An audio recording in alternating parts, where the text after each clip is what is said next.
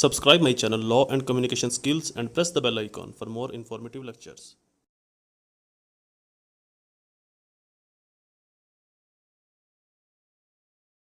Assalamu alaikum friends and viewers, I hope all are fine. This is Mubashir Iqbal, Advocate High Court and Legal Lecturer. Series of legal lectures के अंदर हमारा आज का subject constitution of Pakistan 1973, topic या question power and function of president, impeachment and qualification of president. ये दो question हैं जिन दोनों का मैं मर्ज करूँगा बिल तरतीब। पहले power and function of president बताऊँगा, उसके बाद impeachment and qualification of president, इसको मैं डिफ़ाइन करूँगा। तो दोनों क्वेश्चन को मैं एक ही लेक्चर्स के अंदर डिफ़ाइन करूँगा। तो सबसे पहले एज़ यूजुअल मैं अपनी बात बताता चलूँ कि मेरे जो लेक्चर हैं वो मैं अपने नोट्स से आपको बताता हूँ।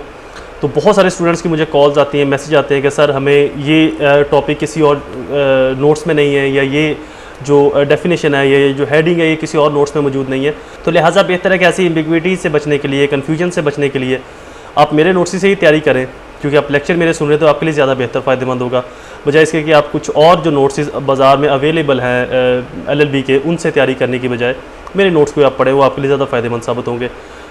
चलिए स्टार्ट करते हैं हमारा आज का lecture, powers and function of president, impeachment and qualification of president. President of Pakistan, president Pakistan का बहुत ही पावरफुल एक ओहदा था, एक सीट थी। लेकिन 18वीं तरमीम के बाद, जैसे कि मैंने अपने पिछले लेक्चर के अंदर तमाम तरमीम का जिक्र भी किया, जितनी भी तरमीम अब तक हो चुकी है 1973 के कॉन्स्टिट्यूशन के अंदर पाकिस्तान के, तो 18वीं जो तरमीम थी उसके अंदर प्रेसिडेंट के इख्तियारात को कम किया गया। और अब वो इख्तियारात इतने ज़्यादा कम हैं कि अगर ये कहा जाए कि इस वक्त प्रेसिडेंट ऑफ पाकिस्तान एक डमी है, तो ये इससे ज़्यादा गलत नहीं होगा, इससे ज़्यादा कुछ नहीं है कि वो सिर्फ एक डमी है। इसके अलावा उसके पास कोई और इख्तियारात नहीं है। वो जो भी करता है, वो जो भी एक्ट डन करता है, वो प्राइम मिनिस्टर की मुशावरत के साथ, प्राइम मिनिस्टर के हुक्म के ऊपर करता है। रिलाय आर्टिकल प्रेसिडेंट का जो कॉन्स्टिट्यूशन पाकिस्तान के अंदर है वो डिफरेंट है। 54, 56 A, 58 A, 75, 89, 47, 232, 235 onward, 243, 243 A, 243 2, 156, 160 etcetera. ये काफ़ी सारे मैंने अपने नोट्स के अंदर जिस भी कॉन्स्टिट्यूशन के अंदर, उसके आर्टिकल के अंदर प्राइम मिनिस्टर की पावर्स का, इम्पीचमेंट का, उसकी क्वालिफिकेशन का जिक्र है, तो वो तमाम आर्टिकल जो है वो मैंने यहाँ पर मेंशन कर दिए आप लोगों की आसानी के लिए। Mood off exercising of president, इसकी एक्सरसाइज करने की अपनी पावर को, मूड्स कितने हैं प्रेसिडेंट के? दो मूड्स हैं, दो तरीके हैं। एक वो ऑन डिस्क्रेशन, अपनी मर्जी से करता है, दूसरा advice of prime minister, prime minister की मर्जी से कोई भी एक्ट जो है उसको वो डन करता है। Power and function of president, सबसे पहली पावर्स, इसको डिफाइन किया गया legislative power, administrative power and judicial power. सबसे पहले लेजिस्लेटिव पावर्स का जिक्र करते चलें। समनिंग ऑफ पार्लियामेंट, पार्लियामेंट को समन भजवाता है। एड्रेस ऑफ पार्लियामेंट, पार्लियामेंट को एड्रेस करता है, लीड करता है। Right to speak of parliament, parliament को स्पीक करने के इख्तियार उसके पास होते हैं, पार्लियामेंट के सामने बोलने के, बोथ हाउसेज, सेनेट और national assembly. Resolution of national assembly, national assembly को वो ख़त्म कर सकता है। यहाँ पर मैं बताता चलूँ कि सेनेट को ख़त्म नहीं कर सकता, क्योंकि senate can not be dissolve, senate कभी भी ख़त्म नहीं होता, सिर्फ नेशनल असम्बली ख़त्म होती है, और इसको प्रेसिडेंट ख़त्म कर सकता है, but the advice of prime minister, prime minister की राय के साथ, उसकी मर्ज़ी के साथ। उसके बाद प्रोमulgation ऑफ ऑर्डिनेंस, कोई भी ऑर्डिनेंस जारी कर सकता है, कोई भी ऑर्डिनेंस को वो मंजूर कर सकता है, वो इम्प्लीमेंट कर सकता है पाकिस्तान के अंदर within the boundaries of Pakistan. Power to referendum करवा सकता है, इसकी पावर्स होती हैं, वो भी प्राइम मिनिस्टर। यहाँ पर एक चीज़ मैं बताता चलूँ कि प्रेसिडेंट जो भी काम डन करता है, वो तमाम जो उसकी पावर्स हैं, उसके अंदर प्राइम मिनिस्टर की एडवाइस शामिल होती है। वो प्राइम मिनिस्टर की एडवाइस से उन एक्ट को डन करता है। Appointment to care takes cabinet, वो ऐसी कैबिनेट जो इलेक्शन करवाती है, एक डेमोक्रेटिक टेन्योर ख़त्म होने के बाद जब इलेक्शन होता है, तो उसकी जो कैबिनेट है, जो केयर टेकर गवर्नमेंट है, उसको वो अपॉइंट करता है। जुडिशियल पावर, ये भी प्राइम मिनिस्टर की जुडिशियल पावर्स के अंदर, इसकी पावर्स के अंदर शामिल है judicial power. Appointment of chief justice of supreme court, supreme court के चीफ जस्टिस की अपॉइंटमेंट करता है। यहाँ पर एक बात काबिल जिक्र है कि वो अपॉइंटमेंट सिर्फ सिग्नेचर की हद तक होती है, उसके पास एक फ़ाइल आती है, उसके ऊपर उसने सिग्नेचर करने एंड नथिंग। इसके अंदर प्रेसिडेंट की कोई अपनी राय, अपनी कोई मर्ज़ी, अपनी कोई उसकी अपनी इंडिपेंडेंट कोई ऐसी सोच शामिल नहीं होती कि वो जिसको चाहे चीफ जस्टिस बनाए और जिसको चाहे CJ ख़त्म कर दे। तो वो उसके पास एक फ़ाइल आती है, उसने उसके ऊपर सिग्नेचर करने, उसको अप्रूव करना है एंड नथिंग, इसके अलावा कुछ भी नहीं। Appointment chief justice of high court, जितने भी पाकिस्तान के सूबे हैं, जितने भी प्रोविंस हैं, उनके चीफ जस्टिस की अपॉइंटमेंट करना। अपॉइंटमेंट ऑफ एडिशनल जज ऑफ हाई कोर्ट के एडिशनल जज की अपॉइंटमेंट करना। फिक्सेशन ऑफ सैलरीज ऑफ जज, जितने भी जजेस हैं उनकी सैलरीज़ को फिक्स करना। ट्रांसफ़र ऑफ जज, जितने भी जजेस हैं हाई कोर्ट्स के और सुप्रीम कोर्ट के, उनके ट्रांसफ़र करना। पावर ऑफ पार्डन, अगर कोई सज़ा है, किसी मुलज़म को सज़ा मिली है, उस सज़ा को कम करने का इख्तियार भी प्रेसिडेंट के पास होता है। किसी शख्स को अगर सज़ाए मौत मिली है तो सज़ाए मौत को उम्र कैद में तब्दील करना या उम्र कैद को और कम करना, तो ये इख्तियार भी पावर ऑफ पार्डन प्रेसिडेंट के पास होता है। नेक्स्ट है फॉरेन पावर, बाहर की जो उसके बाहर के मामला जो डील करने हैं, फॉरेन जो अफेयर्स हैं, उसके मुतालिक उसके पास क्या पावर्स है। सबसे पहले सेटलमेंट ऑफ मैटर्स, जितने भी अगर डिस्प्यूट है पाकिस्तान के किसी और स्टेट के साथ, उसको सेटल करने के लिए प्रेसिडेंट अपना एक रोल प्ले करता है, क्योंकि ये वफाक की एक अलामत समझी जाती है। वफाक का एक बुरगज़ीदा शख्स, एक बड़ा शख्स समझा जाता है, जैसे कि हमारे घर के अंदर एक बड़ा शख्स होता है। इख्तियार तो उसके पास ना होने के बराबर ही होते हैं, बट उसकी रिस्पेक्ट, उसकी इज़्ज़त घर के अंदर भी और घर से बाहर भी एक सीनियर, एक बहुत ही रिस्पेक्टेबल शख्स के तौर के ऊपर ली जाती है। इस तरह से प्रेसिडेंट की भी किसी भी स्टेट के जो सदर की इज़्ज़त है वो उस घर के बड़े की तौर के ऊपर उसको लिया जाता है, उसकी इज़्ज़त बाकियों की निस्बत ज़्यादा होती है। अपॉइंटमेंट ऑफ एम्बेसडर्स की अपॉइंटमेंट कर सकता है। Appointment of representative and United state के अंदर अपने रिप्रेजेंटेटिव जो नुमाइंदे भिजवाने उनकी अपॉइंटमेंट कर सकता है। एग्जेक्टिव पावर, पहले था administrative power, judicial power, foreign affairs powers and exact. ये फॉरेन अफेयर्स की जो पावर्स हैं ये असल में उसकी एडमिनिस्ट्रेशन की पावर्स ही हैं। इसको मैंने थोड़ा सा आसान अल्फाज के अंदर डिफाइन करने के लिए नेक्स्ट हेडिंग बना दी कि फॉरेन पावर्स, ताकि आपकी समझने के लिए आसानी रहे, बट ये एडमिनिस्ट्रेटिव पावर्स ही हैं। एग्जेक्टिव पावर, अब उसकी एग्जेक्टिव जो पावर्स हैं, जो उसकी अपनी बुनियादी और बेसिक जो पावर्स हैं वो कौन कौन सी हैं। प्रोक्लेमेशन ऑफ एमरजेंसी, एमरजेंसी का ऐलान कर सकता है। मुल्क के अंदर दफ़ा 44, जिसको आम ज़ुबान के अंदर बोला जाता है कि दफ़ा 44 नाफज हो चुकी है, दफ़ा 44 का नफाज 144 का नफाज कर सकता है एमरजेंसी का। अपॉइंटमेंट ऑफ गवर्नर्स की अपॉइंटमेंट कर सकता है, क्योंकि गवर्नर्स डायरेक्टली प्रेसिडेंट के बाउंड होते हैं, वो प्रेसिडेंट के नुमाइंदे हैं, तो उनकी अपॉइंटमेंट करना और उनकी रिमूवल करना भी प्रेसिडेंट का काम है। Appointment of attorney general of Pakistan, Pakistan का जो सबसे बड़ा सरकारी वकील होता है जो सुप्रीम कोर्ट के अंदर मौजूद है, अटॉर्नी जनरल ऑफ पाकिस्तान, उसकी अपॉइंटमेंट करना भी प्रेसिडेंट का काम है, इख्तियार है। चीफ इलेक्शन कमिश्नर के अपॉइंटमेंट का इख्तियार भी प्रेसिडेंट के पास है। Member of council of Islamic ideology की जो काउंसिल है उसके मेंबर्स की अपॉइंटमेंट करना भी प्रेसिडेंट का इख्तियार है। Members of national economic council, जो नेशनल इकोनॉमिक काउंसिल या एडवाइजरी काउंसिल है, उसके मेंबर्स की अपॉइंटमेंट करने का इख्तियार भी प्रेसिडेंट के पास है। Next, military powers, declaration of war को डिक्लेयर करना, इसकी इसकी प्रोक्लेमेशन करना, इसकी ऐलान करना प्रेसिडेंट के पास है। किसी भी मुल्क के साथ जंग को डिक्लेयर कर सकता है प्रेसिडेंट। सेटलमेंट ऑफ पीस के लिए अपनी कोशिशें कर सकता है, पीस के लिए मामला तय कर सकता है। Appointment of chief of army staff के अपॉइंटमेंट का इख्तियार भी प्रेसिडेंट के पास है, और ये इख्तियार भी वो प्राइम मिनिस्टर की एडवाइस के साथ फुलफिल करता है। Send army to another state, किसी भी दूसरे मुल्क में किसी भी दूसरे स्टेट के अंदर अपनी आर्मी को भिजवा सकता है for mission of peace, Aman mission के लिए या किसी और एमरजेंसी की सूरत हाल के लिए। प्रिक्लूड रिमार्क्स, ये question, preclude remarks, to preclude we can say that constitution of Pakistan 1973 parliamentary system of government which was introduced in the country. President is the head of the state, he is the elected by the parliament, so as election indirect। तो ये इसकी preclude remarks, जिसको आप conclusion भी कह सकते हैं।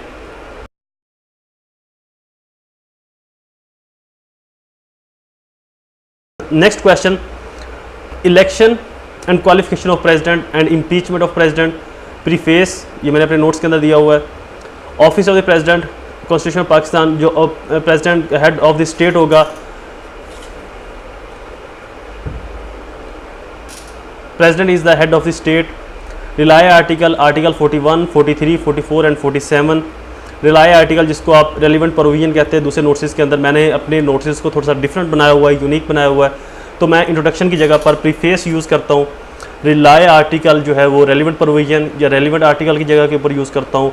Conclusion की जगह पर मैं प्रिक्लूड यूज़ करता हूँ, प्रीफेस, प्रिक्लूड, और इसके अलावा मीनिंग की जगह पर मैं लेक्सिकल मीनिंग। तो इस तरह की मैंने अपने जो नोट्स है वो थोड़े से डिफरेंट बनाए हैं मार्केट से या आम जो दूसरे ऑथर्स हैं उनकी निस्बत मेरे जो नोट्स हैं वो डिफरेंट है और यूनिक है। ये आपके लिए ज़्यादा रिलायबल भी होंगे, आई होप, इंशाल्लाह, क्योंकि इससे बहुत सारे स्टूडेंट्स ने पंजाब यूनिवर्सिटी और डिफरेंट यूनिवर्सिटी से टॉप ही किया है मेरे ही नोट्स पढ़ के, अल्हम्दुलिल्लाह। ये एक अलग बात है कि मैं इतना टॉपर नहीं था, मैं एक एवरेज स्टूडेंट था। Qualification of the president, president की क्वालिफिकेशन क्या है, जो कि मस्ट फुलफिल हो तो प्रेसिडेंट बन सकता है, और उनका 110% होना ज़रूरी है। अगर उनमें से कोई एक क्वालिफिकेशन भी नहीं होगी तो वो शख्स प्रेसिडेंट ऑफ पाकिस्तान नहीं बन सकता। सबसे पहली जो प्राइमरी क्वालिफिकेशन है वो है प्रेसिडेंट के लिए मुसलमान होना। अगर वो मुसलमान नहीं है, उस मुसलमान के लिए क्या ज़रूरी है? तौहीद, वहदानियत और नबी पाक सल्लल्लाहु अलैहि वसल्लम के ऊपर ईमान, ख़त्म नबूवत के ऊपर ईमान। तो ये जो पैरामीटर है, जो क्राइटेरिया है एज ए मुस्लिम, तो इसके ऊपर उसका ईमान, यकीन होना ज़रूरी है। अगर वो मुस्लिम नहीं होगा तो वो प्रेसिडेंट नहीं बन सकता, सदर पाकिस्तान नहीं हो सकता। नेक्स्ट, सिटीजनशिप, वो पाकिस्तानी शहरी भी हो। ये नहीं है कि वो अमेरिकन, इंडियन, यूके, यूएसए किसी और मुल्क का शहरी और पाकिस्तान का प्रेसिडेंट बन गया। नो, पाकिस्तान का शहरी होना उसके लिए लाजमी है। नेक्स्ट, एज, कम से कम जो प्रेसिडेंट की एज है वो 45 ईयर हो, 45 साल हो तो वो प्रेसिडेंट के लिए एलिजिबल होगा। Office of the profit, president कोई भी ऑफिस होल्ड नहीं कर रहा होगा उस वक्त जब वो प्रेसिडेंट बनेगा। अगर वो उससे पहले कर रहा है तो उसको रिज़ाइन देगा, वो ख़त्म करेगा, अपने उस ओहदे को छोड़ेगा और फिर प्रेसिडेंटशिप के लिए वो चुना जाएगा, वो मुंतखब होगा। मेंटली एंड फिजिकली फिट, वो मेंटली और फिजिकली फिट होना उसका बहुत ज़रूरी है। पागल, अनफिट, अनसाउंड माइंडेड, तो जो इस तरह के इमैच्योर लोग हैं वो प्रेसिडेंट के लिए एलिजिबल नहीं होंगे, अहल नहीं होंगे। Qualified as to elected member of MNA या नेशनल असम्बली, जो क्वालिफिकेशन MNA के लिए, मेंबर ऑफ नेशनल असम्बली के लिए आर्टिकल 62 और 63 के अंदर मेंशन है, वो तमाम क्वालिफिकेशन का होना भी ज़रूरी है। ऊपर वाले तो 3-4 जो हैं वो तो मस्ट है, इनके अलावा वो तमाम क्वालिफिकेशन जो आर्टिकल 62 और 63 के अंदर मेंशन कर देंगे कि ये अगर क्वालिफिकेशन होंगी तो कोई भी शख्स MNA बन सकता है, नेशनल असम्बली का मेंबर बन सकता है। वो क्वालिफिकेशन एक प्रेसिडेंट के लिए होना भी बहुत ज़रूरी है। Mood off elections, member of both houses of parliament, member of all provincial assembly, president का जो इलेक्शन है उसको दोनों हाउसेज के, नेशनल सेनेट के लोग भी और तमाम चारों हमारी जो नेशनल सूबाई असम्बलीज़ हैं उनके मेंबरान भी मिलकर मुंतखब करते हैं। Procedure of election of president, election of president का प्रोसीजर क्या है? सबसे पहले nomination of candidate, her parties, different parties या कोई इंडिपेंडेंट जो अपनी नॉमिनेशन करवाते हैं, अपने कागजात नामजदगी जमा करवाते हैं कैंडिडेटशिप के लिए, प्रेसिडेंट के लिए। उसके बाद वोटिंग इन पार्लियामेंट, पार्लियामेंट के अंदर वोटिंग होती है। वोटिंग का तरीक़ेकार ये है कि नेशनल असम्बली के लोग, सेनेट के लोग और चारों सूबाई असम्बलीज़ के लोग जो हैं वो वोट उसके अंदर कास्ट करते हैं। काउंटिंग ऑफ वोट को काउंट किया जाएगा, जिस मेंबर को वोट ज़्यादा डलेंगे उसको नॉमिनेट कर दिया जाएगा, अनाउंस कर दिया जाएगा as a president of Pakistan. उसके बाद oath for the office of president, president के ऑफिस के अंदर उसका ओथ लिया जाएगा उस शख्स का जो प्रेसिडेंटशिप के ऊपर अहल हुआ है, जो प्रेसिडेंट बना है, जो सदर पाकिस्तान बना है, उसका ओथ एज ए सदर पाकिस्तान लिया जाएगा और उसका ओथ लेगा chief justice of Pakistan. Terms of office, president की जो टर्म है, जो इसका टेन्योर है ऑफिस का प्रेसिडेंटशिप के ऊपर रहने का, वो है 5 साल। 5 साल तक कोई भी शख्स प्रेसिडेंट रह सकता है, सदर पाकिस्तान रह सकता है। रिज़ाइन ऑफ प्रेसिडेंट, कोई भी प्रेसिडेंट अपनी मर्ज़ी से अगर वो चाहे कि वो अनफिट है या वो कैपेबल नहीं है इस सीट के लिए तो वो रिज़ाइन कर सकता है अपनी इंडिविजुअल, प्राइवेट या किसी भी रीज़न की वजह से। एक्टिंग प्राइम मिनिस्टर, जो एक्टिंग प्राइम मिनिस्टर होगा प्रेसिडेंट के रिज़ाइन करने के बाद या उसका टेन्योर ख़त्म होने के बाद, जो एक्टिंग प्राइम मिनिस्टर है वो सेनेट का चेयरमैन होगा।